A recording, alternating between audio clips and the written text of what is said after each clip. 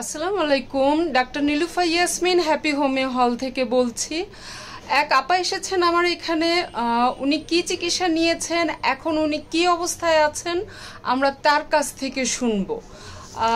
আপা, আপনি আমার কাছে কি কি সমস্যা নিয়ে এসেছিলেন, কতদিন ওষুধ খেয়েছেন, ওষুধ খেয়ে এখন আপনি কেমন আছেন, আজকে আপনি কিসের জন্য এসেছেন, একটু বিস্তারিত বলেন।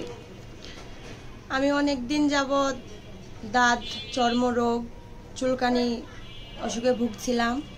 আপনার দাঁতটা কোথায় কোথায় ছিল, মানে সারা শরীরেই ছিল? সারা শরীরেই ছিল। আচ্ছা, চুলকাইতো? জি, অনেক চুলকাইতো, ঘামাইলে অনেক চুলকাইতো। তারপর অন্যান্য জায়গায় অনেক ওষুধ খাইছি, খাওয়ার পর ভালো হয়নি। তারপর আমি আপার এখানে আসছি। আচ্ছা, একটু জানি যে আপনার দাঁতটা ঘামলে বেশি চুলকাইতো? জি, ঘামলে বেশি চুলকাইতো। আচ্ছা, ঠিক আছে। অন্য জায়গায় ওষুধ খেয়েছেন? অন্য জায়গায় অনেক ওষুধ খাইছি, ভালো হয়নি। তারপরে এখানে আসার পর, হ্যাপি হোমিও হলে আসার পর 1 মাসের একটা ডোজ দিয়েছিল আপা। তারপরে খাওয়ার পর আল্লাহর রহমতে আমি এখন সুস্থ। এখন আপনি কোন অবস্থায় আছেন? আপনার দাঁত কি আছে? না, এখন নাই, সম্পূর্ণ ভালো হয়ে গেছে। চুলকানি আছে? না, চুলকানিও নাই।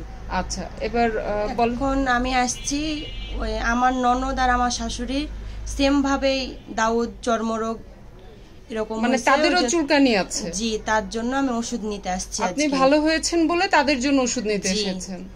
আচ্ছা, তার মানে 1 মাস ওষুধ খেয়ে আপনি সম্পূর্ণভাবে ভালো? জি, ঠিক আছে। তাহলে